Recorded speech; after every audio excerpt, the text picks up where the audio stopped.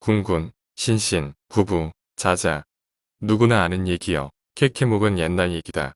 중국의 춘추 전국시대에 제나라의 경공이 공자에게 물었다.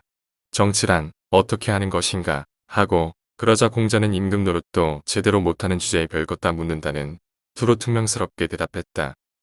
임금은 임금다워야 하고 신하는 신하다워야 하며 아버지는 아버지다워야 하고 자식은 자식다워야 한다. 군군, 신신, 부부, 자자라고 말이다. 논어에 나오는 얘기다. 야당이 야당답고 여당이 여당답다면 2000수백 년 전부터 전해 내려오는 이 말을 필자가 굳이 끄집어낼 이유가 없다. 대통령이 대통령답다면 왜 대통령했다는 사람들이 줄줄이 감옥에 가 있을 것이며 왜 지금도 대통령의 하야를 외치는 소리가 하늘을 찌를 것인가. 장관이 장관답다면 왜 나라가 이 지경이 되었겠는가. 진실로 정당은 정당다워야 한다. 정당은 이익단체나 시민단체가 아니다. 국익을 앞세워 정책을 입안하고 국민적 지지를 얻어 정권을 창출해내는 정치인의 조직이다. 당파적 이해관계에 억눌려 국익에 손상을 미치게 하는 일이 있다면 그 정당은 이미 정당이 아니다. 그것은 파당에 불과하다. 미국, 건국 초기의 정당이 경호시되었던 근본적인 이유도 파당적이었기 때문이다. 우선 먼저 여당은 여당다워야 한다. 여당은 집권당이다. 국민으로부터 정부를 이끌어갈 책임을 위임받은 정당이다.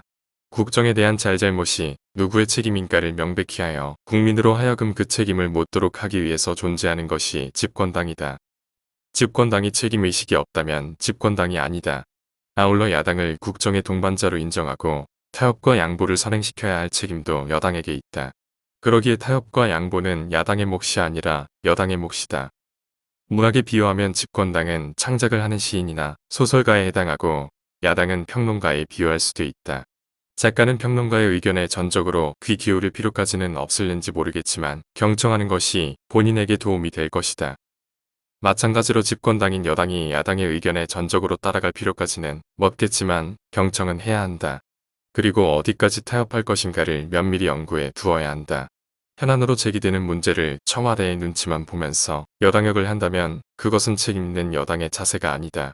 야당 또한 야당다워야 한다. 야당이란 무엇인가? 반대당이다. 그러나 무엇이든지 반대한다고 해서 반대당이 아니다. 영국 의회에서 발달해온 정당의 역사로 보아 집권 여당의 의석 맞은편, 즉 반대편에 앉아 국정을 논의하는 사람들의 정당이라는 뜻에서의 야당이다. 그래서 영국에서는 충성스러운 야당을 본질로 삼는다.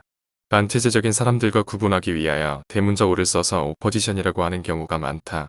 그러하기에 영국의 야당은 제안내각으로 자리매김되고 그 당수는 정부로부터 일정한 보수도 받는다. 그러나 지금의 우리나라 야당의 행태를 보면 정당의 구실을 제대로 하고 있는지조차 의심하지 않을 수 없다. 선거 때만 되면 다른 정당과의 연대를 통해 선거에서 이겨보자는 잔꾀에만 힘을 쏟고 있으니 무슨 미래가 있을 것인가.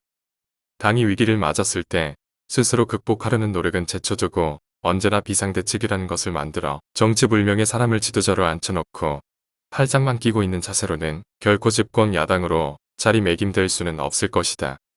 당의 정체성을 확고히 다지면서 창조적 도전 정신을 바탕으로 강한 집권 의지를 가지고 과감하게 국민들 앞으로 다가갈 때 비로소 집권 기회를 얻을 수 있는 것이다. 야당이 야당답지 못하고 여당이 여당답지 못하니 대법원장마저 대법원장답지 못하게 거짓말이나 하고 사법부의 독립에 흠집이나 내는 존재로 전락하지 않았는가 말이다. 대법원장이 대통령과 국회의 눈치나 보면서 자리나 차지하고 있다면 나라가 나라 같지 않은 나라로 전락할 것이다. 김중희 전 환경부 장관.